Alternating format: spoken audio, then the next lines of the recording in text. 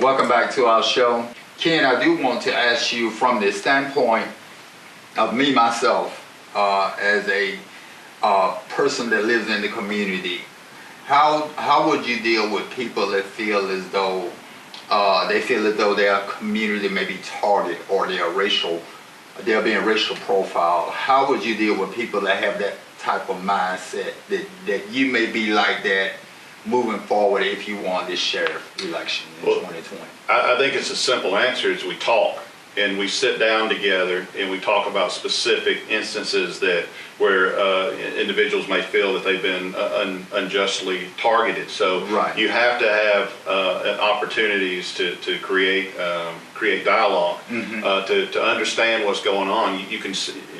You should sit down with anyone that feels that way and look at actual stops and numbers, and this is something that we carefully monitor in law enforcement is our contacts with the community. So if someone feels that they're being unjustly targeted, we'll be able to see it together. We'll be able to look at it together. And the body cameras, recordings now has, in my opinion, has helped tremendously address concerns like that, on how they're treated during a traffic stop or how they're treated during a call for service. That there's that camera captures it all, and so sitting down with folks and going over the scenario, I think it comes down to something very simple, and that's communications. Right. We have to talk. I will have an advisory board. I will have a group of citizens from all walks of life, from every part of this county, come together and meet with me on a regular basis, just to help me understand what is the general feel of our community. I don't want to miss something. I don't want something to fester and become a problem, and then now you're struggling to address it. So I think the root of any problem is communications, and so I think maybe it's a little too simplistic for some, but I think it's just we sit down and talk about it, right, and then and we address it honestly. There's sometimes where we need to say, I'm sorry. Right. We did not handle something correctly. I think the community respects a law enforcement leader that says and would appreciate saying, hey, look, we messed up here. We should have done better, in this. And it's, but I'll tell you that we've got a lot of great law enforcement professionals in this community. Can they make a mistake sometimes? Absolutely. They're human. They're human. They may not read something that they may misunderstand something. They may make a mistake. But what's critical is that we own up to our mistakes, and when we need to, we apologize for those mistakes. Officers are required to make split-second decisions. Sometimes those decisions, those seem reasonable, they weren't right. Right. And that's something that we need to talk about, is that sometimes our actions were reasonable in that moment. What we saw happening was reasonable, but it turns out later that it could have been done differently. It could have been done better. You just got to be honest, and when those situations occur, that you say that, because that builds trust. If I come up to you and say, Kenny, hey, last week, I said this and I shouldn't have said it. I mean, that creates trust among but us. It strengthens our relationship. When we apologize. So I think that's to me that's a lot of it. Is just admitting when things aren't didn't go the way they should have. Right. Now with the body cam, it actually doesn't come on until actually you walk up to the person that you pull over. So when you get the call, your body cam doesn't come on. That's something that's done manual. Is that correct? Most body cameras function by you pressing a button.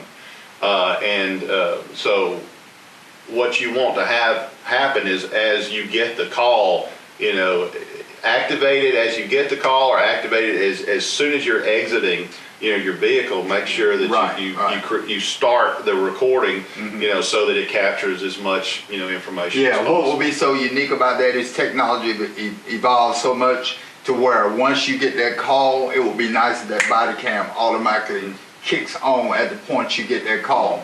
So people can't say, well, oh, this altercation happened, and then he turned the body cam on. Right. You know what I'm saying? Right, So, absolutely. Well, I'll tell you, in technology, it keeps getting better, and I think as you see, this is a conversation, if I'd have been on the show 10 years ago, we wouldn't be talking about this right now. Right. So I think just technology is going to continue to get better, and it's important for a leadership, even though this technology is expensive. You have to think about it, well, from a liability standpoint, is it saving you millions of dollars on a lawsuit or something by investing money now? But what I've seen more than anything is I've seen it clear good officers that have been unjustly accused of doing something. The camera does not lie. I mean, it tells the story from that point when the camera was turned on to the camera was turned off. Now, what happened before and after, again, that's still kind of a gray area, but it's important for the law enforcement to capture as much as the interaction with the community as possible, on calls for service and on these situations where they tend to be tense and so you've got to make sure that your camera's on and you're capturing the information. It protects the citizen. It protects the officer. Law enforcement officers are public safety officers. So whether you have uniform on or not, you are still a public safety officer. Everybody's personality is different. I may see you in uniform, and you may be the kind of police officer that waves, that speak, that's polite. But what about the one that's in the uniform that may not be like that? I see some, it's like, hey, how you doing? And some, it's like, and I'm like, well, you still a public safety, and there's nothing wrong with acknowledging me. Now, you want to acknowledge me, but then I get down the road and you'll pull me over. So I'm like, how do you separate those lines? Well, it's tough. Everybody's got different personalities. There's not any right or wrong. Two people are just alike. We've all got different personalities. So I think as a law enforcement leader, when I'm selecting personnel, I'm looking for somebody that understands the importance of customer service, that the citizens that they protect every day when they're out there are customers, and you want to do everything you can to make them happy. To feel like they're getting the what they pay for as a taxpayer in their community. Now, it's sometimes hard that you may have an encounter with someone that you got to realize we see people at their worst. We respond to crisis. So sometimes folks are very angry, with us, and some officers are better skilled than others on calming people down, on connecting with them to where they will talk to you and not yell at you, and that's a skill that is actually taught. You asked the question: is this something that's taught? Yeah, we have classes. We call it verbal judo is what it's called, and it's just verbal judo. It's just how to communicate. It's how to use your words effectively to where you can where you're not escalating a situation, you're de-escalating a situation, and there's a lot of different skills that are taught to help you calm people down. But again, folks just want to know that if they're involved in a crisis, they want to know that person in that uniform cares about them and wants to help. And I think in general, when people know that the person that's arriving there is their protector, then the ability to communicate, is fostered. It happens, So, but that's tough. I mean, people, sometimes people have a bad day and they say something they shouldn't say. They're in a bad mood. They're not feeling well. There's a lot of, I'm not making excuses for them, but I'm saying we're all people. We're all human, and we make human errors. But as a leader, going back, just trying to drill down into your question again, it's customer services. I want to make sure.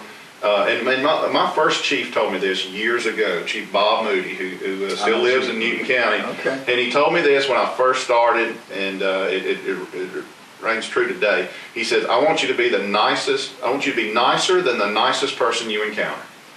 And if you have to be meaner than the meanest person that you encounter, I want you to do that too. But do your best. Do your best to treat people with respect. Honor them through the process. Treat them like human beings is what they are. Right. Treat them with respect. If you do all that, you're going to be a great officer. Right. You're not going to get the complaints. You're not going to get people not liking you. But it comes down to just showing respect through the process. I've arrested a lot of people over the years. A lot of people over the years that have committed crimes, but that didn't define who they were. There's some of the same folks that I arrested years ago. They're my friends on Facebook now. Cool. And I think it goes back to several factors. One is how I treated them through the process. I did not disrespect them through the process. Right. And at the same time, they grew up and they grew out of whatever they were doing. And so it just comes down to treating people the way that they deserve to be treated. Right, and then the flip side of it, you have to be respected as a law enforcement officer because you are there doing your job. And there's a lot of people that maybe don't like police officers because of a previous experience that they had with somebody else, and it's not you. And that's unfair to the officer to a certain extent. But we have to own that. We have to understand, what the feel is, and the only thing that you can do is over the course of time is bridge that gap, in the relationship by treating people fairly. Right. And if you do that, and I'm not saying don't do your job as a law. There's times where you have to write the ticket, and you have to make the arrest, but do so in a manner that you're treating people with respect. Yeah, because at the end of the day, it's not the uniform, it's the person behind the uniform. Right. Because you should have the same respect with the uniform or without the uniform. Absolutely. Because you are the person that's actually behind the uniform. And you want to get to know. And again, if the community gets to know the people that are serving them, that happens. That they look beyond the badge, they look beyond the star. They see that, hey, this is a person that's doing what they can to protect me as a citizen. And if we do a good job of making sure people know that that's our primary concern, is to protect you, from evil that may be out here that's trying to hurt you, then the relationships are naturally going to occur. What's your concept, or what do you think your plan is as far as having precincts throughout the community? Is that something that you think you would embrace? Absolutely. The question has been asked before, is like, how do you feel about precincts? There's a precinct out on the west side of the county, out in the Salem Road area. There's a precinct that was just come into existence in Mansfield, Georgia, over the last few months. They've asked me, what do I think about precincts? I like the idea of precincts. I like the idea that we have personnel in or around those locations and constantly around there and being available for the citizens.